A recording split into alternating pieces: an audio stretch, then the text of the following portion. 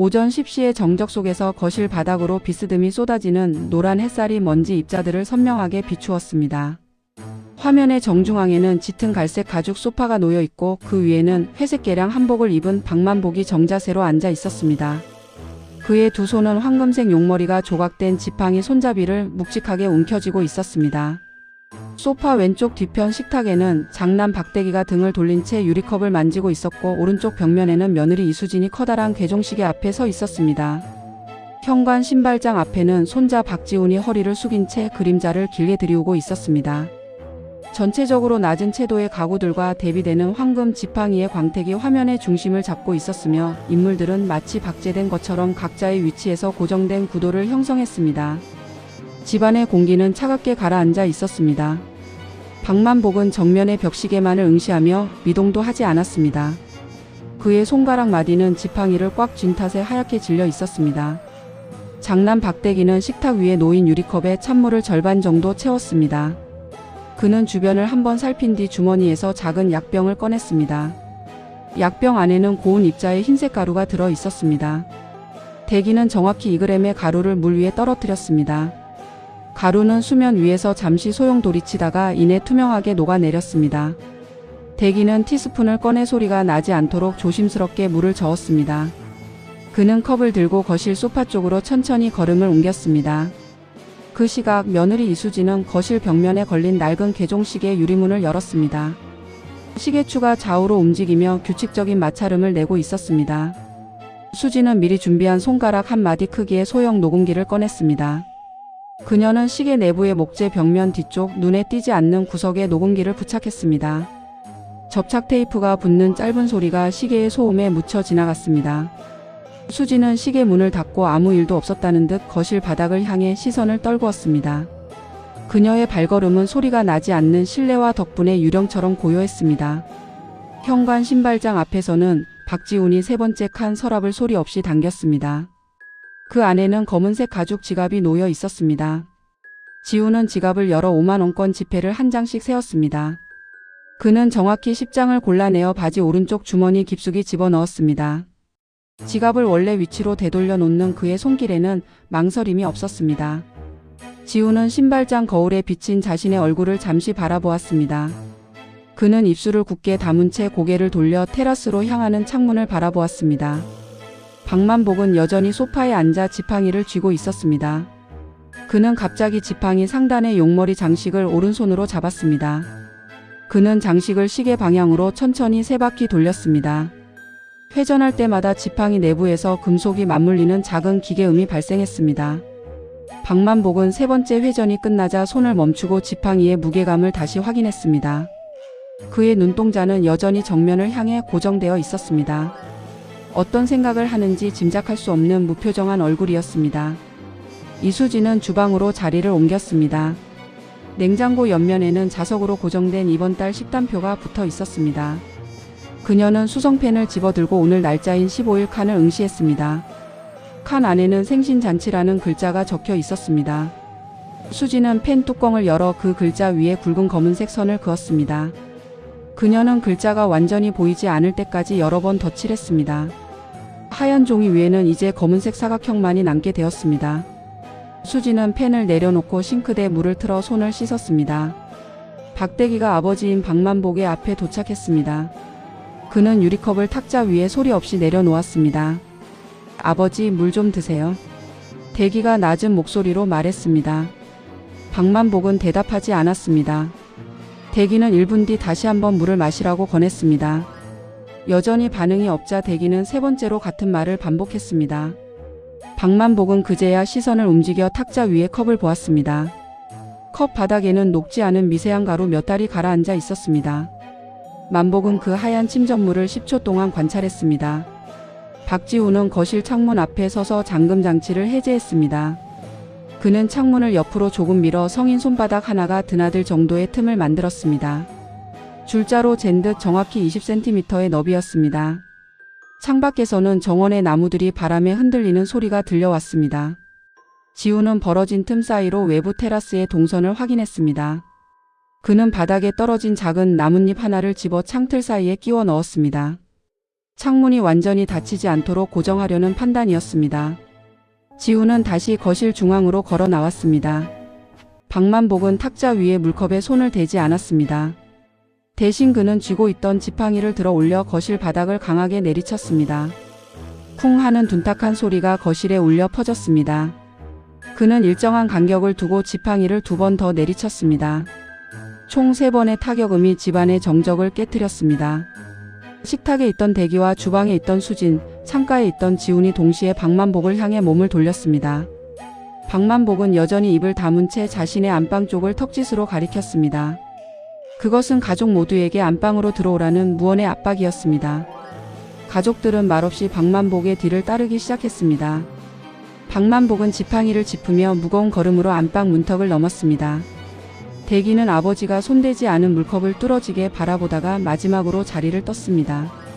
수지는 주머니 속에 넣었던 녹음기가 제대로 작동하고 있을지 속으로 판단하며 발걸음을 옮겼습니다.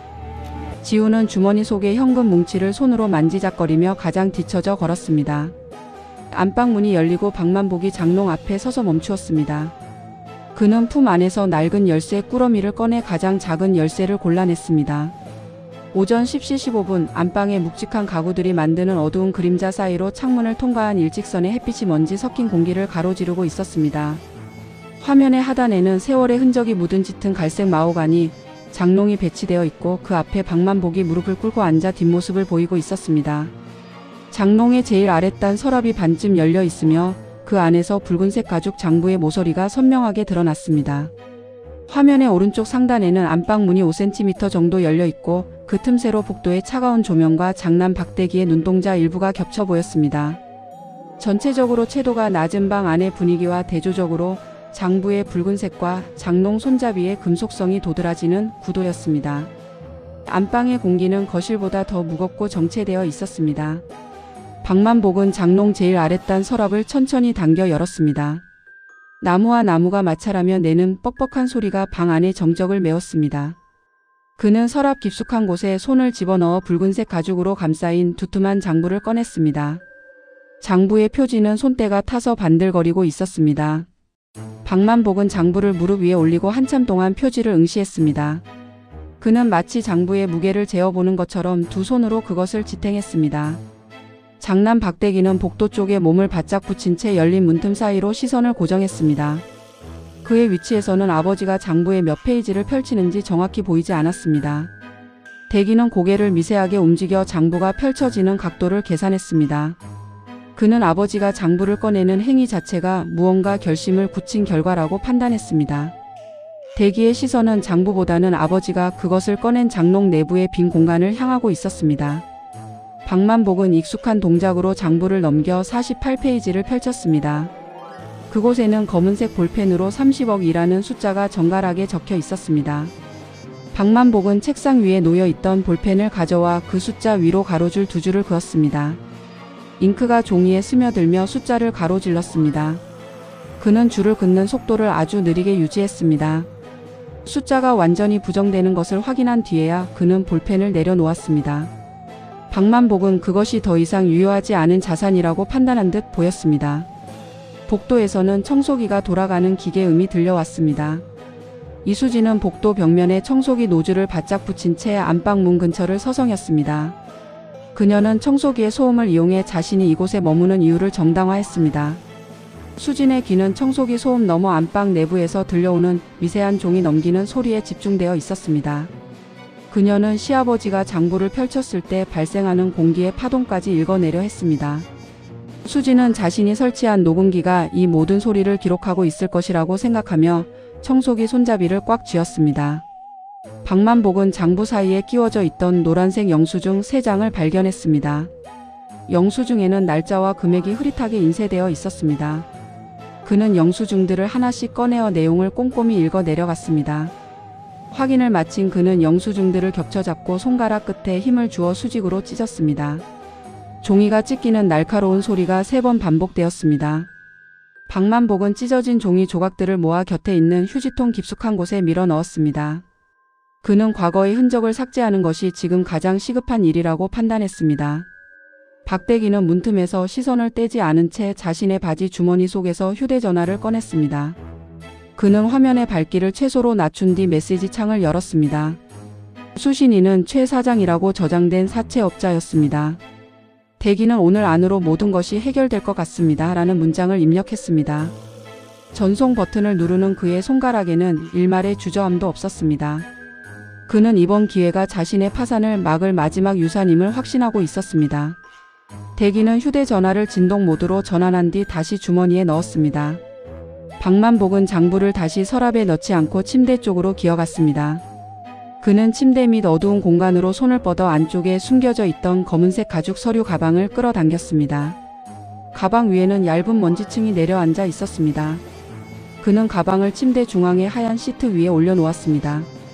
검은 가방과 하얀 시트가 강렬한 대비를 이루었습니다. 박만복은 가방의 모서리를 손바닥으로 쓸어내리며 먼지를 닦아냈습니다. 그의 동작은 마치 오래된 유물을 다루는 것처럼 신중했습니다. 안방 발코니 밖에서는 손자 박지훈이 유리창 너머로 안쪽을 관찰하고 있었습니다. 그는 화분 뒤에 몸을 숨기고 박만복의 손끝을 주시했습니다. 지훈은 할아버지가 침대 밑에서 가방을 꺼내는 위치와 그 가방이 놓였던 정확한 좌표를 머릿속으로 기록했습니다. 그는 할아버지의 시선이 발코니 쪽으로 향할 때마다 숨을 죽이며 그림자 속에 몸을 묻었습니다. 지훈은 저 가방 안에 자신이 지불해야 할 도박 비대 총액보다 더 많은 것이 들어있을 것이라고 의심하지 않았습니다. 박만복은 서류 가방의 다이얼 잠금 장치 앞에 손가락을 가져갔습니다. 그는 다이얼을 하나씩 돌려 915라는 숫자에 맞추었습니다. 째깍거리는 작은 소리와 함께 잠금 장치가 해제되었습니다. 그는 양옆의 버튼을 바깥쪽으로 밀었습니다. 툭 하는 소리와 함께 가방의 덮개가 위로 들렸습니다. 열린 가방 안에는 가족들이 기대하던 현금 뭉치나 금괴가 보이지 않았습니다. 대신 그곳에는 날의 길이가 15cm에 달하는 날카로운 군용 대검 한 자루가 차가운 금속 광택을 내뿜으며 누워 있었습니다. 박만복은 대검의 손잡이를 가볍게 쥐어보았습니다. 그는 이 칼이 오늘 오후에 벌어질 일에 반드시 필요한 도구라고 판단했습니다. 오전 11시 주방의 스테인리스 싱크대 위로 스테인드 글라스 창문을 통과한 기하학적인 붉고 푸른 빛들이 비추고 있었습니다. 화면 중앙에는 며느리 이수진이 하얀색 도마 앞에 서서 식칼을 쥐고 있고 그 오른쪽 가스레인지 앞에는 아내 김술래가 무채색 앞치마를 두르고 서 있었습니다. 수진의 머리 위 찬장문은 일부 열려 있었으며 주방 식탁 위에는 날카로운 과도 2자루가 나란히 놓여 있었습니다. 전체적으로 청결하고 일상적인 주방의 가구 배치였으나 가스레인지 위에 빈 냄비 바닥에서 피어오르는 미세한 연기와 냉장고 옆면에 붙은 가족 사진에 잘려나간 단면이 화면에 이질적인 긴장감을 부여하는 구도였습니다. 주방의 공기는 무겁고 건조했습니다. 이수진은 도마 위에 흙을 털어낸 싱싱한 대파 3단을 나란히 올렸습니다. 그녀는 오른손에 식칼을 움켜쥐고 대파를 1cm 간격으로 썰기 시작했습니다. 삭삭 하는 규칙적인 칼질 소리가 주방의 정적을 깨뜨렸습니다. 수지는 썰어둔 대파 조각들을 한 곳에 모았습니다. 국을 끓이거나 나물을 무칠 때 쓸 재료였습니다. 하지만 수지는 대파 조각들을 두 손으로 한 움큼 집어 올렸습니다. 그녀는 그것들을 옆에 있는 요리용 냄비가 아닌 싱크대 아래 놓인 플라스틱 음식물 쓰레기통에 전부 쏟아부었습니다. 도마 위에는 파의 잔해만이 조금 남았습니다. 수지는 물을 틀어 도마와 칼을 씻어냈습니다. 김술래는 가스레인지 앞에 서서 머리 위 찬장을 바라보았습니다. 그녀는 손을 뻗어 3번째 칸 문을 열었습니다. 그곳에는 각종 양념통 대신 작은 갈색 약병 하나가 놓여 있었습니다. 술래는 약병을 꺼내 들고 라벨에 적힌 흐릿한 글씨를 읽어내렸습니다. 그녀는 약병을 코끝에 대고 냄새를 맡아보았습니다. 술래는 약병의 뚜껑을 열지 않은 채 그대로 앞치마 오른쪽 주머니 깊숙이 집어넣었습니다. 그녀는 주머니 위를 손바닥으로 한번 쓸어내려 약병의 형태가 드러나지 않게 했습니다. 술래는 가스레인지 불을 켜지 않은 채 빈 냄비만을 그 위에 올려두었습니다. 이수진은 다시 식탁 쪽으로 걸어갔습니다. 식탁 위에는 과일 껍질을 깎을 때 쓰는 과도 2자루가 나란히 놓여 있었습니다. 수지는 2자루의 칼을 모두 집어 들었습니다. 그녀는 칼날의 날카로움을 검지 손가락 끝으로 살짝 문질러 확인했습니다. 수지는 그중 한 자루를 싱크대 쪽으로 가져갔습니다. 그녀는 거름망을 드러내고 거무튀튀한 싱크대 배수구 안쪽 틈새로 과도를 깊숙이 밀어 넣었습니다. 칼자루 끝부분까지 배수구 안으로 사라졌습니다. 거름망을 다시 덮자 그곳에 칼이 있다는 사실은 육안으로 확인할 수 없게 되었습니다. 수지는 남은 한 자루의 칼만을 식탁 위에 도로 갖다 놓았습니다. 장남 박대기가 주방으로 들어왔습니다. 그는 신발에 흙이 조금 묻은 상태였습니다. 대기는 수진과 순례에게 시선을 주지 않은 채 주방 벽면을 가득 채운 찬장으로 다가갔습니다. 그는 맨 왼쪽 찬장 문을 열었습니다. 내부를 확인한 그는 문을 닫고 바로 옆 찬장 문을 열었습니다. 대기는 일정한 리듬을 가지고 6개의 찬장 문을 차례로 모두 열어젖혔습니다. 그 안에는 그릇과 컵들이 정갈하게 정리되어 있었습니다. 대기는 원하는 것을 찾지 못한 듯 미간을 찌푸렸습니다. 그는 열려있는 찬장 문들을 닫지 않은 채 그대로 주방 중앙에 멈춰 섰습니다. 김순례는 가스레인지의 화력 조절 레벨을 최대 단계로 돌렸습니다. 점화 스파크 소리와 함께 파란 불꽃이 빈 냄비 바닥을 달구기 시작했습니다. 순례는 냄비 옆에 서서 열기가 피어오르는 것을 지켜보았습니다. 냄비 바닥은 코팅이 녹아내리며 서서히 검게 변해갔습니다. 매캐한 냄새가 주방 공기 중에 퍼졌습니다. 수진과 대기는 그 냄새를 맡았으나 아무런 반응도 보이지 않았습니다. 순례는 냄비 바닥이 완전히 검게 타들어가 미세한 연기가 발생할 때까지 기다렸습니다. 그녀는 조리대 위에 있던 계량컵을 집어들었습니다. 김순례는 계량컵에 차가운 물 500ml를 가득 채웠습니다. 그녀는 검게 탄 빈 냄비에 계량컵의 물을 한꺼번에 쏟아부었습니다. 치익 하는 개음과 함께 하얀 수증기가 주방 천장으로 폭발하듯 피어올랐습니다. 뜨거운 연기와 차가운 물이 만나 발생하는 자연스러운 현상이었습니다. 순례는 수증기 속에서도 미동도 하지 않은 채 냄비 안을 응시했습니다. 대기는 수증기를 피해 냉장고 쪽으로 걸음을 옮겼습니다. 대기의 시선은 냉장고 뒷면의 복잡한 전선들과 벽면 사이의 좁은 틈에 고정되었습니다. 그는 그 틈새에 검은색 테이프로 무언가 붙어 있는 것을 발견했습니다. 박대기는 손을 뻗어 전선 사이의 테이프를 거칠게 떼어냈습니다. 테이프 안쪽에는 낡은 열쇠 뭉치가 붙어 있었습니다. 대기는 열쇠 뭉치를 눈높이까지 들어 올려 하나씩 확인했습니다. 크고 작은 열쇠들이 5개 정도 링에 매달려 있었습니다. 그는 열쇠들의 마모 상태와 형태를 꼼꼼히 관찰했습니다. 대기는 이 열쇠들이 이 집안에 잠긴 공간 중 어딘가를 열 수 있는 도구라고 판단했습니다. 그는 열쇠 뭉치를 주머니에 넣지 않고 오른손에 꼭 쥔 채 냉장고 옆면으로 시선을 돌렸습니다. 이수진은 냉장고 옆면에 자석으로 고정된 가족사진 앞에 서 있었습니다. 사진 속 만복, 순례, 대기, 수진, 지훈 5 식구는 경직된 표정으로 카메라를 바라보고 있었습니다. 수진은 싱크대에서 가져온 조리용 가위를 들고 있었습니다. 그녀는 가위날을 가족사진 속 박만복의 얼굴 부분에 갖다 대었습니다. 서걱하는 소리와 함께 사진 속 만복의 얼굴이 사각형 모양으로 잘려나갔습니다. 수진은 잘라낸 종이 조각을 바닥에 떨어뜨렸습니다. 사진에는 이제 박만복의 자리에 검은색 냉장고 표면만이 뚫린 채 남아 있었습니다. 박대기는 손에 쥐고 있던 열쇠 뭉치를 다시 한번 살폈습니다. 열쇠 뭉치 중 가장 크기가 작고 이질적인 은색 열쇠 하나가 그의 눈에 들어왔습니다. 그 열쇠의 자루 부분에는 견출지가 하얗게 붙어 있었습니다. 대기는 견출지에 적힌 손글씨를 읽었습니다. 거기에는 지하실이라는 2 글자가 정갈하게 적혀 있었습니다. 이 집에는 공식적인 지하 공간이 존재하지 않았습니다. 대기는 주머니에서 휴대전화를 꺼내려다가 멈칫했습니다. 그는 열쇠에 적힌 글자를 뚫어지게 바라보며 지하실의 위치를 속으로 판단했습니다. 가스레인지 위에서는 타버린 냄비 속 물이 끓기 시작했습니다. 김순례는 불을 끄지 않은 채 찬장 문들이 모두 열려있는 주방을 나섰습니다.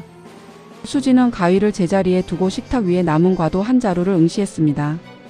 대기는 지하실 열쇠를 쥔 채 거실 쪽으로 무거운 걸음을 옮겼습니다. 주방에는 끓는 물소리와 매캐한 연기만이 남았습니다. 오전 11시 30분 가파르고 좁은 지하실 계단 입구의 회색 콘크리트 벽면에는 습기로 인한 검은 곰팡이 자국이 지형도처럼 번져 있었습니다. 화면 하단에는 박대기가 주머니에서 꺼낸 은색 열쇠를 손에 쥔 채 육중한 철제 문 앞에 서 있고 그 옆에는 박지훈이 할아버지의 방에서 가져온 검은색 LED 손전등을 들어 계단 아래쪽 어둠을 비추고 있었습니다. 조명은 오직 손전등의 직선적인 백색 광뿐이며 그 불빛이 닿는 철제 무늬 표면은 녹슨 붉은 기운과 거친 질감을 그대로 드러내고 있었습니다. 화면 우측 벽면에는 붉은색 페인트로 1976이라는 숫자가 휘갈겨 쓰여 있으며 두 인물은 어둠 속에 반쯤 잠긴 채 문 너머의 공간을 응시하는 구도였습니다. 박대기는 문 옆에 달린 낡은 전등 스위치에 손을 올렸습니다. 그는 스위치를 위아래로 3번 반복해서 켰다 껐습니다. 천장에 달린 백열등은 지직거리는 소리만 낼 뿐 끝내 불이 들어오지 않았습니다. 대기는 전구가 수명을 다했거나 누군가 의도적으로 전력을 차단했다고 판단했습니다. 그는 주머니에서 지하실 라벨이 붙은 은색 열쇠를 꺼냈습니다. 열쇠를 자물쇠 구멍에 밀어 넣자 쇳가루가 갈리는 뻑뻑한 감각이 손바닥을 타고 전달되었습니다. 그는 열쇠를 시계 방향으로 천천히 돌렸습니다. 내부에서 톱니달 바퀴가 맞물리는 둔탁한 금소금이 한번 들렸습니다.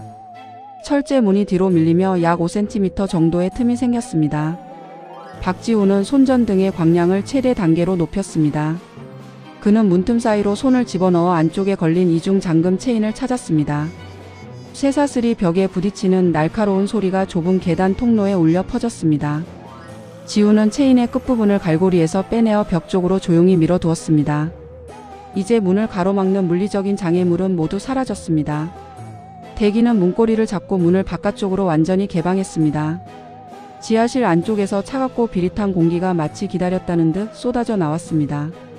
지우는 손전등을 좌우로 휘둘러 지하실 내부의 윤곽을 풀었습니다. 지하실 천장 구석에는 오래된 공기 정화 장치가 설치되어 있었습니다. 기계는 분당 60회 정도의 일정한 속도로 회전하며 낮은 기계음을 내뱉었습니다. 대기는 계단을 한 칸씩 밟으며 어둠 아래로 발을 내디뎠습니다. 발을 뗄 때마다 콘크리트 바닥에서 서늘한 기운이 올라와 발목을 감쌌습니다. 대기는 벽면에 붉은 페인트로 적힌 숫자 1976 앞에 멈춰 섰습니다. 그는 손가락 끝으로 페인트의 질감을 천천히 문질러 보았습니다. 페인트는 아주 오래전에 말라붙어 있었지만 그 위에 다른 색이 덧칠된 흔적은 발견되지 않았습니다. 대기는 이 숫자가 박만복이 이 집을 짓기 훨씬 전의 연도라는 점에 주목했습니다. 박지우는 계단 마지막 칸 바닥에 시선을 고정했습니다. 회색 시멘트 바닥 위에는 짙은 갈색의 액체 3방울이 일정한 간격으로 떨어져 있었습니다. 지우는 무릎을 굽히고 앉아 검지로 액체의 가장자리를 살짝 찍어 보았습니다. 액체는 끈적거리는 점성을 유지하고 있었으며 가장자리만 겨우 굳어가는 상태였습니다. 지우는 손가락을 코끝에 가져다 대어 냄새를 확인했습니다. 그것에서는 녹슨 못에서 나는 쇠 냄새와 비슷한 자극적인 향이 강하게 났습니다. 지우는 이것이 오늘 오전 중에 발생한 흔적이라고 판단했습니다. 두 사람은 지하 창고 중앙을 향해 무거운 걸음을 옮겼습니다. 창고 한가운데에는 성인 남성 2명이 들어갈 법한 거대한 가로형 냉동고가 놓여 있었습니다. 냉동고의 표면은 하얀 성에가 두껍게 끼어 원래의 외장 색상을 가늠하기 어려웠습니다. 기계가 작동하며 내는 웅웅거리는 진동이 콘크리트 바닥을 통해 발바닥으로 전달되었습니다. 대기는 냉동고 상단 뚜껑에 붙은 종이 한 장을 발견했습니다. 그것은 박만복의 필체로 적힌 메모지였습니다. 종이에는 절대 열지 마시오라는 문구가 굵은 유성 매직으로 3번 덧칠해져 있었습니다. 대기는 메모지를 거칠게 떼어내어 손 안에서 구겼습니다. 대기는 냉동고 뚜껑에 스테인리스 손잡이를 두 손으로 잡았습니다. 그는 지훈에게 손전등 불빛을 더 가까이 비추라고 짧게 손짓했습니다. 지훈은 냉동고의 경첩 부위를 집중적으로 조명했습니다. 경첩에는 최근에 누군가 윤활유를 바른 듯 미끄러운 기름기가 돌고 있었습니다. 대기는 숨을 멈추고 뚜껑을 수직으로 들어 올릴 준비를 마쳤습니다. 그는 아버지가 왜 이토록 지하실의 존재를 철저히 숨겨왔는지에 대해 깊은 의구심을 가졌습니다. 이 냉동고 안에 가족들이 그토록 찾아 헤매던 현금 30억이 들어있을 것이라고 그는 확신했습니다. 대기는 온 힘을 주어 뚜껑을 위로 잡아당겼습니다. 냉동고 안에서 하얀 냉기가 폭발하듯 쏟아져 나오며 두 사람의 시야를 잠시 가렸습니다. 지우는 눈앞에 수증기를 흩트리기 위해 손을 몇 번 휘저었습니다. 냉기가 조금씩 거치자 냉동고 내부의 내용물이 손전등 불빛 아래 드러나기 시작했습니다. 그곳에는 20여 개의 파란색 냉매팩이 바닥에 정갈하게 깔려 있었습니다.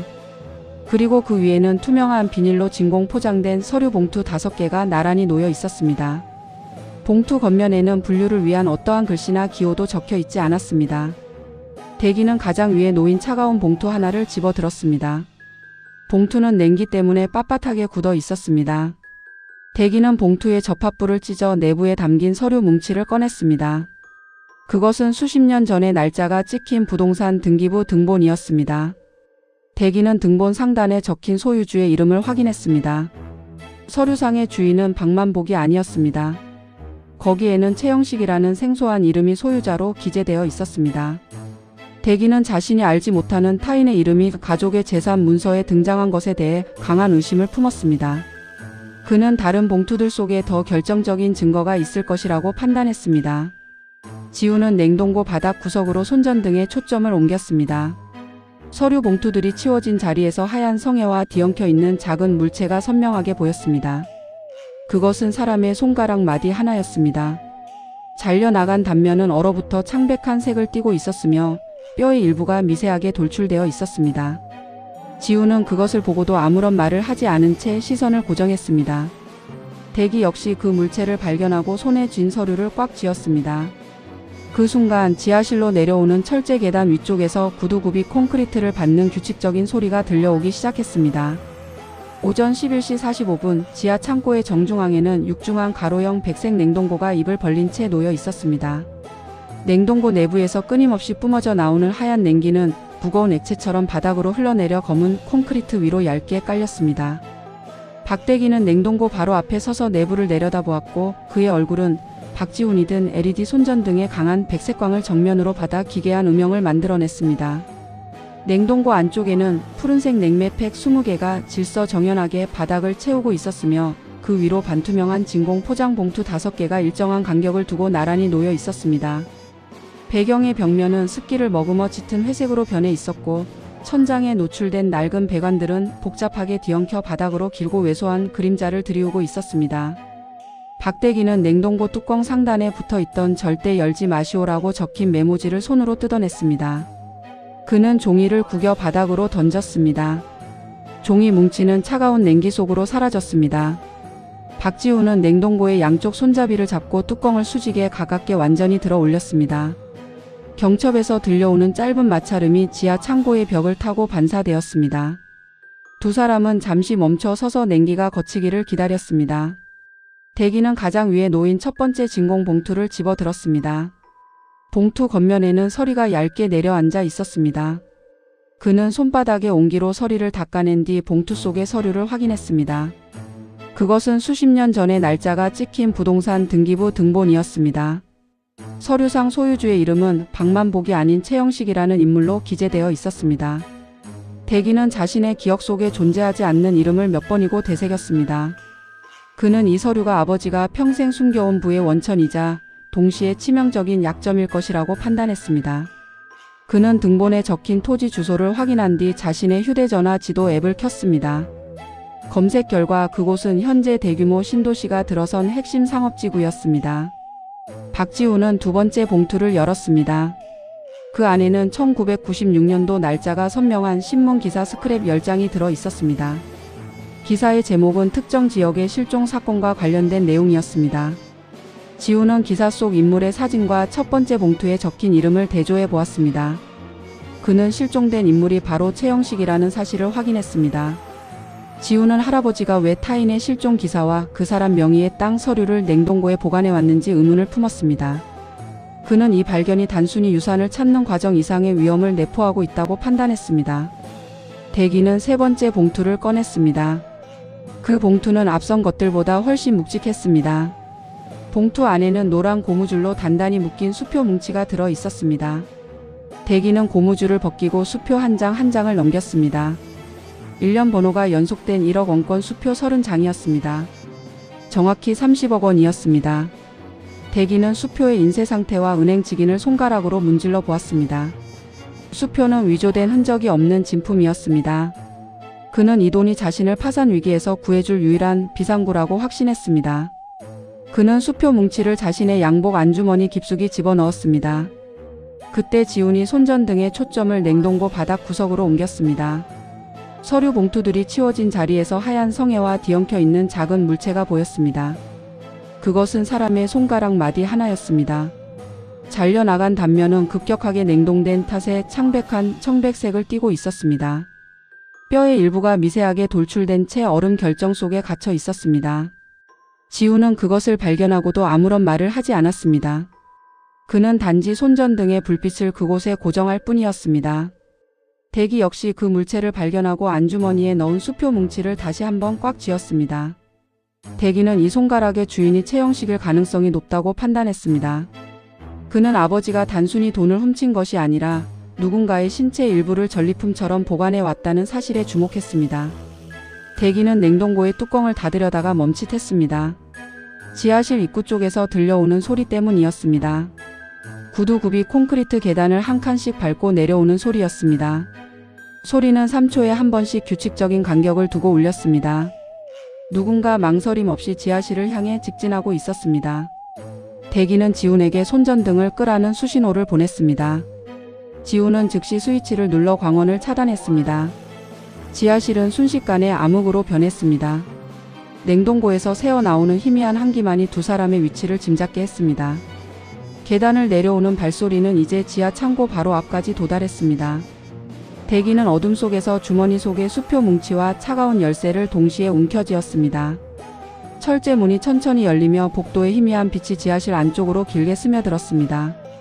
문틈 사이로 나타난 그림자는 한 손에 긴 막대기 같은 물체를 들고 있었습니다. 그것은 박만복의 황장 지팡이와 흡사한 형태였습니다. 하지만 그림자의 주인공은 박만복이 아니었습니다. 그림자는 지하실 내부를 향해 천천히 고개를 돌렸습니다. 댁이는 그 인물이 누구인지 확인하기 위해 어둠 속에서 숨을 죽이고 시력을 집중했습니다. 그림자가 첫 마디를 떼었습니다. 거기 있는 거 다 안다. 낮게 깔린 목소리가 지하실의 습한 공기를 타고 두 사람의 고막에 도달했습니다. 그것은 가족 중 누구의 목소리도 아니었습니다. 댁이는 이 침입자가 채영식의 행방을 알고 있는 또 다른 인물일 것이라고 판단했습니다. 그는 주머니에서 손을 빼지 않은 채 상대의 다음 움직임을 예의주시했습니다. 오후 12시 15분 거실 중앙의 낡은 가죽 소파 위로 높은 천장에서 내려온 희미한 조명이 떨어지고 있었습니다.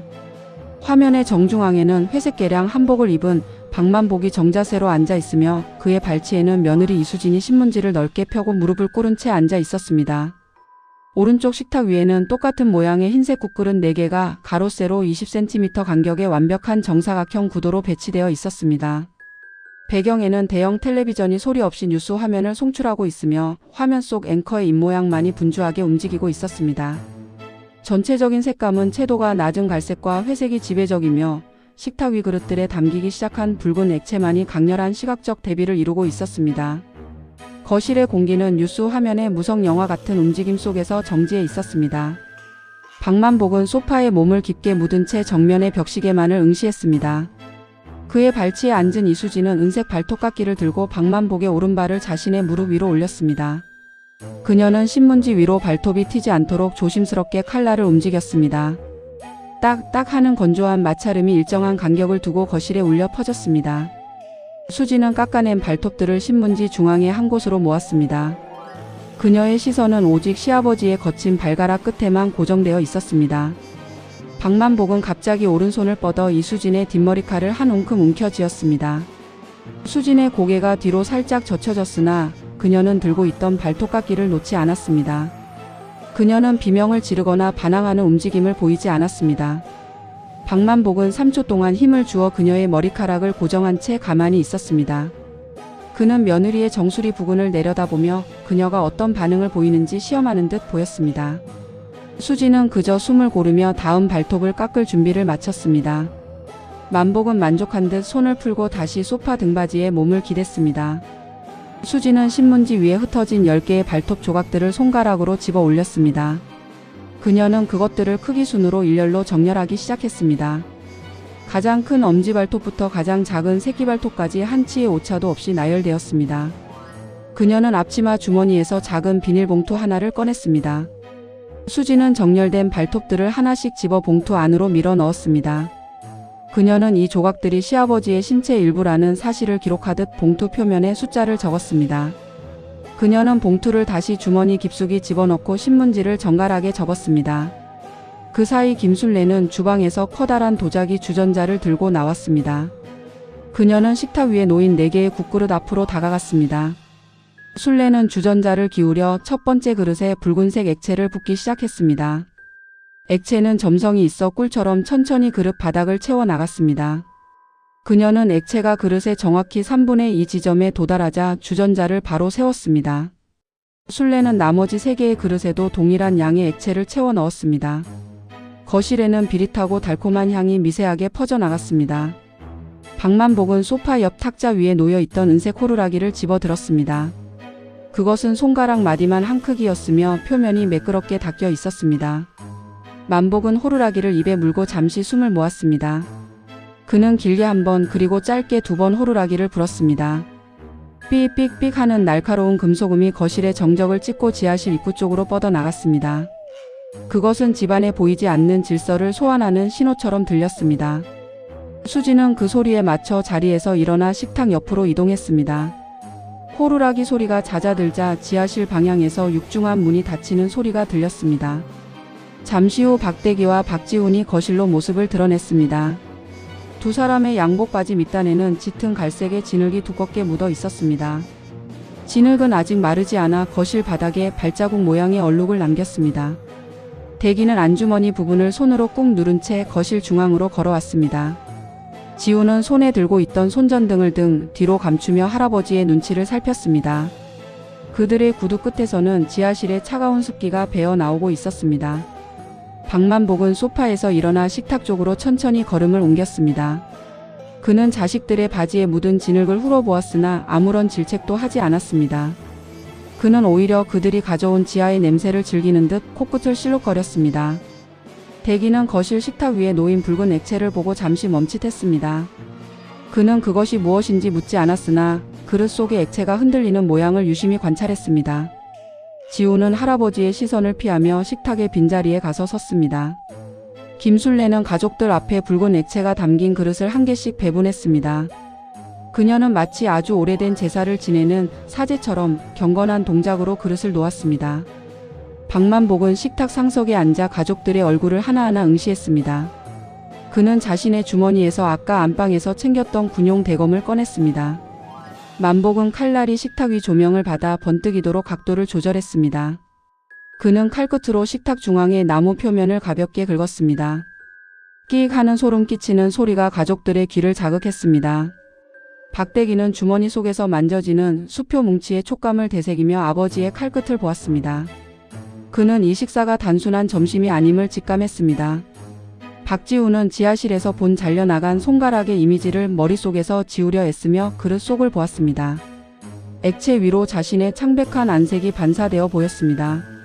이수지는 주머니 속 발톱 봉투를 만지작거리며 시어머니의 다음 행동을 기다렸습니다. 박만복은 대검을 식탁 중앙에 수직으로 꽂았습니다. 칼날이 나무를 뚫고 들어가는 둔탁한 소리와 함께 식탁 위의 액체들이 일제히 출렁거렸습니다. 오후 12시 45분 식당의 타원형 오크 식탁 위로 천장의 펜던트 조명이 차가운 백색광을 수직으로 떨어뜨리고 있었습니다. 화면의 중앙에는 식탁의 단단한 나무 표면을 뚫고 박힌 군용 대검이 수직으로 세워져 있으며 그 주변으로 4개의 하얀 사기 그릇이 정사각형 구도로 배치되었습니다. 상석에는 회색 한복 차림의 박만복이 앉아있고 그의 좌우로는 박대기, 박지훈, 이수진, 김술래가 각자의 이름표가 놓인 자리에 정자세로 앉았습니다. 식탁 위의 붉은 액체는 조명을 받아 검붉은 광택을 내뿜고 있으며 벽면에는 붉은 동그라미가 그려진 대형 달력이 걸려 있었습니다. 인물들은 서로의 시선을 피한 채 식탁 중앙의 대검 끝부분만을 응시하며 정지된 화면 같은 구도를 형성했습니다. 식당 안은 인물들의 규칙적인 호흡소리만이 들릴 정도로 고요했습니다. 가족 5명은 식탁 위에 놓인 자신의 이름표 앞에 자리를 잡고 앉았습니다. 박만복은 식탁 중앙에 꽂힌 대검의 손잡이를 가볍게 쥐고 있었습니다. 그는 칼날이 나무 속으로 파고든 깊이를 손가락으로 가늠했습니다. 장남 박대기는 식탁 아래에서 자신의 오른쪽 양복 주머니를 손으로 꽉 쥐었습니다. 주머니 안에는 지하실에서 챙겨온 수표 뭉치가 두툼한 부피감을 유지하고 있었습니다. 대기는 아버지가 자신의 주머니 속 내용물을 이미 알고 있을지도 모른다고 의심했습니다. 김술래는 자리에서 일어나 주전자 대신 커다란 국자를 들었습니다. 그녀는 박만복의 앞에 놓인 그릇부터 시작해 붉은 액체를 한 그릇씩 배분했습니다. 액체가 그릇에 담길 때마다 비릿한 철분 냄새가 식탁 위로 퍼져나갔습니다. 지우는 식탁 아래로 손을 내려 자신의 휴대전화 전원을 껐습니다. 그는 기기가 가방 깊숙한 곳에서 진동조차 울리지 않도록 위치를 조정했습니다. 지우는 지금 이 장소에서 외부와 연결되는 유일한 통로를 스스로 차단했다고 판단했습니다. 이수진은 자신의 앞에 놓인 그릇을 내려다보았습니다. 그녀는 숟가락을 들어 그릇 바닥을 천천히 긁어보았습니다. 숟가락 끝에 딱딱한 물체가 걸리는 감각이 손목으로 전달되었습니다. 수진은 그것을 조심스럽게 건져 올려 그릇 가장자리에 놓았습니다. 그것은 남성용 셔츠에서 떨어진 것으로 보이는 투명한 플라스틱 단추 하나였습니다. 단추의 구멍 사이에는 올이 풀린 파란색 실이 그대로 엉켜 있었습니다. 수진은 이 단추의 주인이 누구인지 속으로 판단하려 애썼습니다. 박만복은 대검에서 손을 떼고 팔짱을 꼈습니다. 그는 자신의 왼쪽에 앉은 박대기부터 시작해 가족들의 눈동자를 하나씩 응시했습니다. 그는 한 사람당 정확히 5초씩 시선을 고정했습니다. 대기는 아버지의 눈길이 자신의 주머니에 머물렀다고 생각하며 시선을 바닥으로 내렸습니다. 수지는 단추를 숟가락 뒤로 숨기며 시부모의 안색을 살폈습니다. 김순례는 마지막 그릇을 내려놓고 자신의 자리에 앉아 손을 무릎 위에 올렸습니다. 그녀의 시선은 허공의 한 점에 고정되어 있었습니다. 박대기는 자신의 앞에 놓인 붉은 액체를 한 숟가락 떠서 입에 넣었습니다. 그는 액체의 맛을 느끼기도 전에 그것을 식탁 옆 바닥으로 그대로 뱉어냈습니다. 액체는 광택이 나는 마루 바닥 위로 붉은 얼룩을 만들며 번졌습니다. 대기는 입안에 남은 이질적인 금속 맛 때문에 미간을 찌푸렸습니다. 그는 이 액체가 식용이 가능한 물질이 아니라고 판단했습니다. 김순례는 뱉어낸 액체를 확인하고 조용히 자리에서 일어났습니다. 순례는 싱크대에서 가져온 젖은 행주로 바닥의 얼룩을 닦아냈습니다. 그녀는 허리를 숙여 바닥을 닦으며 대기의 구두 끝에 묻은 진흙을 유심히 관찰했습니다. 순례는 행주를 다시 접어 주머니에 넣고 대기의 옆에 섰습니다. 그녀는 대기의 어깨에 손을 올리고 낮은 목소리로 말했습니다. 전부 마셔라. 대기는 어머니의 손길에서 느껴지는 압박감을 무시할 수 없다고 판단했습니다. 그는 다시 숟가락을 들었으나 액체를 입으로 가져가지는 못했습니다. 박만복은 식탁 중앙에 꽂혀있던 대검을 다시 뽑아 들었습니다. 칼날이 나무에서 빠져나올 때 거친 마찰음이 식당 전체에 울렸습니다. 그는 대검의 끝부분으로 벽면에 걸린 달력을 가리켰습니다. 달력의 15일 숫자 위에는 굵은 붉은색 사인펜으로 동그라미가 3번 덧칠해져 있었습니다. 오늘이 바로 그날이었습니다. 만복은 칼끝으로 15일 숫자를 3번 가볍게 두드렸습니다. 탁탁탁 소리가 들릴 때마다 가족들의 시선은 달력으로 향했습니다. 이수진은 달력의 숫자를 보며 오늘 아침 자신이 식단표에서 지웠던 생신잔치 글자를 떠올렸습니다. 그녀는 시아버지가 가리키는 날짜가 단순히 생일만을 의미하는 것이 아니라고 의심했습니다. 박지우는 지하실 냉동고 속에서 보았던 1976이라는 숫자를 달력의 오늘 날짜와 대조해 보았습니다. 그는 두 숫자 사이에 존재하는 50년의 시간을 계산했습니다. 지우는 할아버지가 지금 이 순간을 위해 아주 오랜 시간을 기다려왔다고 판단했습니다. 박만복은 대검을 내려놓지 않은 채 다시 자리에 앉았습니다. 그는 칼날의 평평한 면으로 자신의 앞에 놓인 그릇에 붉은 액체를 가볍게 저었습니다. 액체 속에서 미세한 기포가 올라오며 비릿한 냄새가 더욱 짙어졌습니다. 가족들은 이제 각자의 그릇 속에 담긴 액체를 마셔야 하는지 혹은 거부해야 하는지 판단해야 하는 기점에 섰습니다. 만복은 그들의 결정을 기다리는 듯 대검을 쥔 손에 힘을 주었습니다. 창밖에서 갑자기 까마귀 한 마리가 울며 지나가는 소리가 들렸습니다. 오후 1시 30분 마당 구석의 낡은 나무 계집 위로 햇살이 수직으로 내리쬐고 있었습니다. 화면 왼쪽 하단에는 퇴직 경찰 최 형사가 담장 넘어 우거진 숲을 사이에서 검은색 망원경을 들고 집 안쪽을 관찰하고 있었습니다. 화면 중앙에는 손자 박지훈이 허리를 숙인 채 빈 계집 앞에 꿇어 앉아 있었으며 그의 손에는 하얀색 수건에 쌓인 긴 막대 형태의 물체가 들려 있었습니다. 뒷마당의 잔디는 관리가 되지 않아 갈색으로 말라 비틀어져 있었고 배경의 저택 창문은 빛이 반사되어 내부가 보이지 않는 불투명한 검은색으로 묘사되었습니다. 전체적인 색감은 빛바랜 초록색과 짙은 그림자가 대비를 이루는 고대비의 구도였습니다. 최 형사는 담장 바깥의 그늘진 곳에 몸을 숨겼습니다. 그는 한 손으로 망원경을 고정하고 다른 손으로는 낡은 수첩을 펼쳤습니다. 최 형사는 수첩의 빗면에 현재 시각인 1330을 먼저 적었습니다. 그는 망원경 렌즈를 통해 저택 거실에서 나오는 인물들의 발끝을 정밀하게 훑었습니다. 장남 박대기와 손자 박지훈의 신발 밑창에 묻은 진흙의 질감을 확인했습니다. 그는 그것이 일반적인 정원의 흙보다 훨씬 어둡고 습기가 많은 지하실의 흙이라고 판단했습니다. 최 형사는 수첩에 장남과 손자 신발의 지하 흙 감지라고 문장을 완성했습니다. 박지우는 주변을 살피지 않고 마당 구석에 있는 빈 계집으로 다가갔습니다. 계집 앞에는 녹슨 쇠사슬만이 덩굴식물에 엉킨 채 방치되어 있었습니다. 지우는 계집 입구에 놓인 빈 사료 그릇을 발끝으로 가볍게 밀어 뒤집었습니다. 그는 계집 안쪽의 깊숙한 공간으로 오른팔을 끝까지 집어넣었습니다. 지훈의 손이 집단 사이를 헤집는 소리가 조용한 마당에 울려 퍼졌습니다. 그는 안쪽에서 하얀색 수건으로 겹겹이 쌓인 길쭉한 물체를 끌어냈습니다. 수건의 매듭을 풀자 박만복이 소중히 여기던 황금 지팡이가 그 모습을 드러냈습니다. 최 형사는 망원경의 배율을 높여 지팡이의 세부 형태를 관찰했습니다. 지훈은 지팡이의 중간 연결 부위를 왼손으로 잡았습니다. 그는 오른손을 이용해 지팡이 하단을 반시계 방향으로 천천히 돌리기 시작했습니다. 지팡이 내부에서 금속이 마찰하는 소리가 2번 들렸습니다. 지훈이 정확히 2바퀴를 돌리자 지팡이의 하단 캡이 아래로 툭 떨어졌습니다. 지팡이의 빈 내부 공간에서 지름 1cm 정도의 작은 금속 실린더 3개가 바닥으로 굴러 나왔습니다. 실린더 표면에는 알 수 없는 일련 번호들이 미세하게 각인되어 있었습니다. 지훈은 바닥에 떨어진 실린더들을 줍지 않았습니다. 그는 오히려 지팡이 캡을 다시 닫고 지팡이를 수건에 싸서 계집 안으로 밀어 넣었습니다. 지훈은 실린더들이 떨어진 자리에 흙을 손가락으로 파내기 시작했습니다.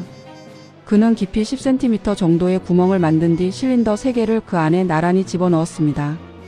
지훈은 파낸 흙을 다시 덮고 주변의 마른 잔디를 가져와 그 위를 덮었습니다. 그는 자신의 흔적을 지우기 위해 발로 흙을 서너 번 꾹꾹 눌러 다졌습니다. 그는 이 물건들이 타인의 눈에 띄지 않아야 한다고 판단했습니다. 최 형사는 망원경을 목에 걸고 담장을 넘기로 결정했습니다. 그는 소리가 나지 않는 등산화를 신은 채 담벼락의 낮은 부분을 딛고 마당 안으로 진입했습니다. 그의 움직임은 신중했으며 잔디를 밟는 소리조차 들리지 않았습니다. 최 형사는 허리를 숙이고 박지훈의 등 뒤로 천천히 접근했습니다. 그는 지훈과 1m 정도의 거리를 유지하며 멈춰 섰습니다. 지훈은 여전히 계집 앞에 꿇어앉아 다져진 흙바닥을 응시하고 있었습니다. 최 형사는 지훈이 자신의 존재를 알아차렸는지 확인하기 위해 그림자를 길게 늘어뜨렸습니다. 지훈은 뒤를 돌아보지 않았습니다. 그는 마치 최 형사가 그곳에 올 것을 미리 알고 있었던 것처럼 행동했습니다. 아버지는 지하실에 계십니다. 지훈이 낮고 건조한 목소리로 첫 마디를 뱉었습니다. 그의 목소리에는 어떠한 동요도 섞여 있지 않았습니다. 최 형사는 지훈의 시선이 여전히 땅바닥을 향하고 있음을 확인했습니다. 그는 지훈의 말이 장남 박대기가 지금 지하실에서 무언가를 꾸미고 있다는 정보라고 판단했습니다. 최 형사는 대답 대신 지훈의 뒷모습을 관찰하며 다음 행동을 준비했습니다. 그때 최 형사의 눈에 지훈의 목덜미 아래쪽이 들어왔습니다.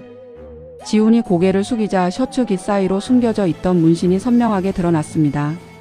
그것은 일반적인 그림이 아니라 4자리의 숫자였습니다. 최 형사는 그 숫자가 안방 서류 가방의 비밀번호와 일치하는 915라는 것을 확인했습니다. 그는 이 숫자가 단순히 우연이 아니라 이 집안의 비밀을 관통하는 핵심 단서라고 의심했습니다. 지훈은 천천히 자리에서 일어나 흙이 묻은 손을 자신의 바지에 문질러 닦았습니다. 최 형사는 수첩을 다시 꺼내려다가 멈추었습니다. 그는 지훈의 목덜미에 새겨진 숫자가 1976년 9월 15일을 의미하는 것인지 속으로 중얼거렸습니다. 지훈은 여전히 최 형사와 눈을 맞추지 않은 채 저택의 뒷문 쪽으로 걸음을 옮겼습니다. 그의 걸음걸이는 기이할 정도로 일정했습니다. 최 형사는 지훈이 묻어둔 실린더의 위치를 다시 한번 눈으로 확인했습니다. 그는 지금 지하실로 내려가 박대기를 확인하는 것이 최우선 과제라고 결정했습니다. 최 형사는 지훈이 사라진 뒷문 방향으로 몸을 틀었습니다. 저택 내부에서는 다시 한번 박만복의 호루라기 소리가 희미하게 들려왔습니다. 최 형사는 지하실 열쇠를 쥔 채 자신의 주머니 속 권총의 안전장치를 해제했습니다. 오후 2시 15분 서재의 육중한 마호간이 책상 위로 창틀을 통과한 차가운 일직선의 햇살이 먼지 섞인 공기를 가로지르고 있었습니다. 화면 중앙에는 며느리 이수진이 허리를 숙인 채 책상 2번째 서랍의 열쇠 구멍에 날카로운 금속 송곳을 밀어넣고 있으며 그 뒤로는 아내 김술래가 회색 한복을 입고 그림자처럼 길게 서서 수진의 등을 응시하고 있었습니다. 북쪽 벽면에는 대형 유화 액자가 옆으로 비스듬히 기울어져 그 뒤에 숨겨진 은색 다이얼의 벽금고가 드러나 있었습니다. 책상 위에는 5개의 나무 인감 도장과 과거 유흥업소의 배경이 담긴 빛바랜 사진 여러 장이 어지럽게 흩어져 있었습니다. 전체적인 색감은 어두운 갈색 가구와 대비되는 창백한 햇빛이 지배하며 인물들의 정적인 자세가 긴장감을 자아내는 구도였습니다. 서재의 공기는 오래된 종이 냄새와 금속의 서늘한 기운으로 가득 차 있었습니다. 이수진은 책상 2번째 서랍의 잠금장치 속으로 송곳을 깊숙이 집어넣었습니다. 그녀는 금속이 맞물리는 지점을 찾아 송곳 끝을 좌우로 미세하게 비틀었습니다. 잠시 후 툭 하는 소리와 함께 걸쇠가 풀리며 서랍이 1cm 정도 앞으로 튀어나왔습니다. 수지는 송곳을 책상 위에 내려놓고 서랍을 완전히 당겨 열었습니다. 서랍 내부에는 박만복과 김술래의 이름이 정갈하게 기입된 이온 합의서 원본이 놓여 있었습니다. 문서 하단에는 김술래의 지장이 짙은 붉은색으로 찍혀 있었습니다. 수지는 합의서 문서를 손으로 집어 올려 자신의 눈높이까지 가져갔습니다. 그녀는 자신의 엄지손가락을 문서 위 김술래의 지장과 겹쳐보았습니다. 지장의 크기와 소용돌이치는 지문의 형태가 수진의 손가락 마디와 거의 일치했습니다. 수진은 시어머니인 김술래가 수십 년 전부터 이 집을 떠날 준비를 마쳤다고 판단했습니다. 그녀는 문서의 뒷면을 넘겨 날짜와 재산 분할 항목을 꼼꼼히 읽어 내려갔습니다. 합의서의 작성 날짜는 1996년 9월 15일로 기록되어 있었습니다. 그때 서재 문이 소리 없이 열리며 김술래가 안으로 들어왔습니다. 수지는 창문에 비친 김술래의 그림자를 확인했으나 고개를 돌리지 않았습니다. 그녀는 들고 있던 이혼 합의서를 책상 위에 펼쳐진 상태 그대로 두었습니다. 김술래는 수진의 등 뒤 30cm 거리까지 다가와 멈춰 섰습니다. 두 사람 사이의 거리는 숨소리가 들릴 정도로 가까웠으나 누구도 먼저 입을 열지 않았습니다. 술래는 수진이 서랍을 강제로 개방한 사실에 대해 어떠한 질책도 하지 않았습니다. 김술래는 자신의 목에 걸려있던 은색 열쇠 목걸이를 손으로 움켜쥐었습니다. 그녀는 목걸이 줄을 천천히 머리 위로 벗어 수진에 펼쳐진 손바닥 위에 올려놓았습니다. 열쇠는 손가락 마디만 한 크기였으며 머리 부분에는 정교한 문양이 새겨져 있었습니다. 수지는 열쇠의 차가운 금속성을 느끼며 그것이 벽면에 숨겨진 금고의 것임을 직감했습니다. 그녀는 자리에서 일어나 북쪽 벽면에 걸린 대형 유화 액자 쪽으로 걸음을 옮겼습니다. 액자는 이미 한쪽으로 기울어져 금고의 입구를 드러내고 있었습니다. 수지는 목걸이 열쇠를 금고의 열쇠 구멍에 꽂았습니다. 그녀는 열쇠를 시계 방향으로 반 바퀴 돌린 뒤 다이얼을 특정 숫자에 맞추었습니다. 금고의 두꺼운 철문이 기계적인 진동을 내며 육중하게 열렸습니다. 금고 내부 선반에는 5개의 나무 인감 도장이 비단 천 위에 나란히 놓여 있었습니다. 각각의 도장 옆에는 가족 구성원의 이름이 적힌 작은 딱지가 붙어 있었습니다. 수지는 인감 도장들을 하나씩 꺼내 책상 위로 옮겼습니다. 김술래는 금고 안쪽에서 낡은 명부 한 권을 꺼내 책상 위에 펼쳤습니다. 명부에는 가족들의 이름과 그들이 현재까지 사용한 자금의 내역이 상세히 적혀 있었습니다. 술래는 책상 위에 놓여 있던 붉은색 색연필을 집어들었습니다. 그녀는 명부의 첫 번째 줄에 적힌 박대기라는 이름 위로 붉은 가위표를 그었습니다. 선은 이름을 완전히 덮어버릴 정도로 강하고 선명하게 그어졌습니다. 수지는 시어머니가 장남인 박대기를 상속 명단에서 완전히 배제하기로 결정했다고 판단했습니다. 수진의 시선은 다시 금고 바닥면으로 향했습니다. 그곳에는 인감 도장들 옆에 흩어져 있던 사진 5장이 놓여 있었습니다. 수진은 손을 억누르며 사진 한 장을 집어들었습니다. 사진 속에는 20년 전의 젊은 이수진이 화려한 옷을 입고 유흥업소의 소파에 앉아 있는 모습이 담겨 있었습니다.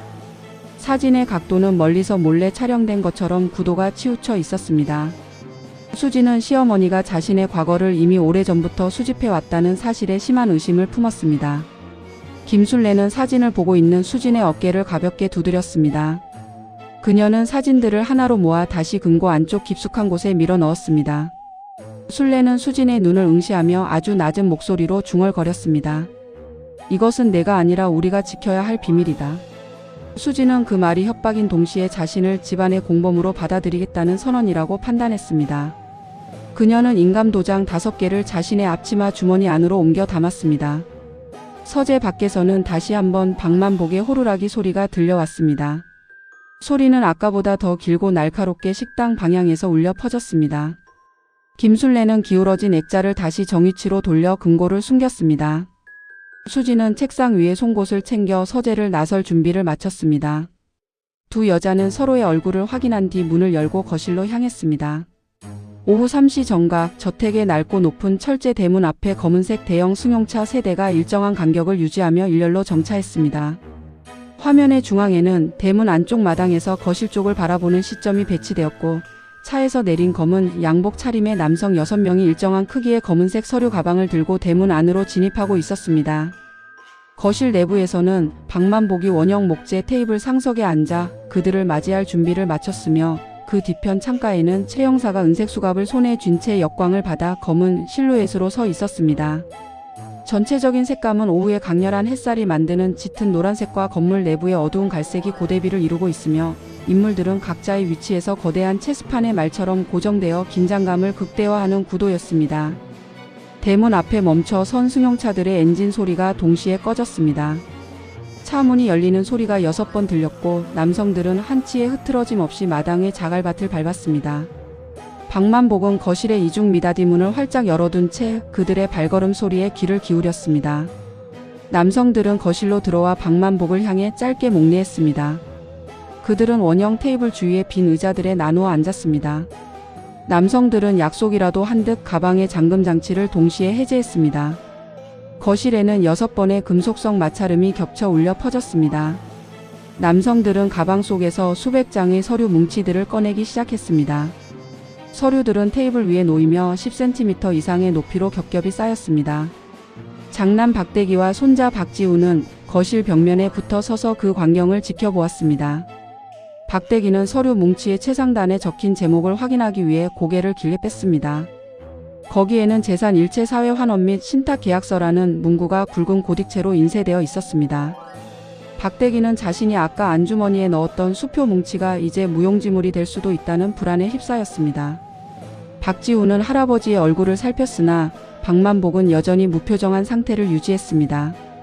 지우는 자신의 목덜미에 새겨진 숫자가 오늘 이 계약을 위해 준비된 표식이었다는 사실을 직감했습니다. 검은 양복의 남성 중 한 명이 만년필을 꺼내 박만복의 앞에 놓았습니다. 만년필의 금색 닙이 거실 등으로 쏟아지는 빛을 받아 날카롭게 번뜩였습니다. 최 형사는 창가에서 거실 중앙으로 천천히 걸어 나왔습니다. 그는 자신의 손에 들려있던 은색 금속 수갑을 테이블 중앙 서류 뭉치 바로 옆에 내려놓았습니다. 수갑이 목재 테이블과 부딪히며 둔탁하고 차가운 쇳소리를 냈습니다. 박만복은 수갑을 내려다보지 않고 최 형사의 눈을 똑바로 응시했습니다. 만복은 입과 근육을 아주 미세하게 움직여 기이한 미소를 지어 보였습니다. 그는 자신의 두 양손을 최 형사의 가슴 높이까지 천천히 들어 올렸습니다. 수갑을 채울 수 있도록 손목을 내어주는 명확한 판단이 담긴 행동이었습니다. 며느리 이수지는 시어머니 김술래의 곁을 지나 박만복의 옆으로 다가갔습니다. 그녀의 앞치마 주머니에서는 서재에서 챙긴 5개의 나무 인감 도장이 부딪히며 달그락거리는 소리를 냈습니다. 수지는 주머니에서 도장들을 꺼내 박만복에 펼쳐진 손바닥 위에 하나씩 세워 놓았습니다. 5개의 도장은 만복의 손바닥 위에서 마치 작은 탑처럼 위태롭게 서 있었습니다. 만복은 손바닥을 수평으로 유지하며 도장들이 쓰러지지 않도록 중심을 잡았습니다. 그는 서류에 서명하는 대신 도장이 세워진 오른손을 최 형사의 이마 중앙을 향해 천천히 뻗었습니다. 최 형사는 박만복의 손가락 끝에 놓인 인감 도장들의 밑면을 확인하려 시력을 집중했습니다. 도장들에 새겨진 이름은 박만복의 가족들이 아니었습니다. 거기에는 1976년에 사라진 동업자 최영식과 그 관계자들의 이름이 선명하게 파여 있었습니다. 최 형사는 그 이름을 확인하는 순간 박만복이 평생을 바쳐 준비한 것이 복수가 아닌 대속이었음을 의심했습니다. 박만복은 도장을 쥔 채 최 형사의 이마 근처에서 손을 멈추었습니다. 그는 이제 서류 뭉치의 마지막 페이지를 가리켰습니다. 검은 양복의 남성들은 기계적인 동작으로 서류에 붉은색 인장을 찍기 시작했습니다. 거실에는 도장이 종이와 맞물리는 둔탁한 소리가 규칙적으로 울려 퍼졌습니다.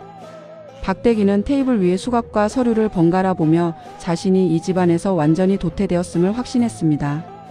김술래는 주방 쪽에서 가져온 작은 쟁반을 들고 식탁 곁으로 다가왔습니다. 쟁반 위에는 아까 거실에서 사용했던 은색 호루라기가 놓여 있었습니다. 그녀는 호루라기를 최 형사의 앞에 조용히 내려놓았습니다. 박만복은 들어 올렸던 손바닥을 뒤집어 5개의 인감 도장을 테이블 위로 쏟아버렸습니다. 나무 도장들이 흩어지며 서류 뭉치들 사이로 굴러 들어갔습니다. 만복은 최 형사를 향해 고개를 짧게 끄덕였습니다. 그것은 이제 모든 진실을 집행하라는 마지막 결정의 신호였습니다. 최 형사는 테이블 위에 수갑을 다시 집어들었습니다. 그는 수갑의 한쪽 고리를 박만복의 왼쪽 손목에 채웠습니다. 찰칵 하는 소리가 거실의 정적을 날카롭게 베어냈습니다. 수지는 주머니 속에 남은 20년 전의 사진들을 손 안에서 구겼습니다. 지우는 거실을 가득 채운 검은 양복의 남성들 사이로 자신의 자리가 없음을 깨닫고 뒷걸음질 쳤습니다. 박만복은 수갑이 채워진 손을 내려다보며 깊은 호흡을 내뱉었습니다. 그의 시선은 이제 대문 밖 승용차들이 떠나간 뒤 남겨진 길고 어두운 타이어 자국에 머물렀습니다. 거실 벽면의 괴종시계가 오후 3시를 알리는 타종 소리를 내기 시작했습니다. 종소리가 울릴 때마다 거실에 모인 인물들은 각자의 비밀과 죄책감을 아는 채 서로를 관찰했습니다. 최 형사는 나머지 수갑고리를 박만복의 오른쪽 손목에 채우지 않고 자신의 손목에 걸었습니다. 두 남자는 쇠사슬로 연결된 채 거실 문을 나섰습니다. 밖에서 기다리던 검은색 승용차들의 전조등이 일제히 켜졌습니다. 그들은 노을이 지기 시작하는 대문 밖을 향해 무거운 걸음을 옮기기 시작했습니다.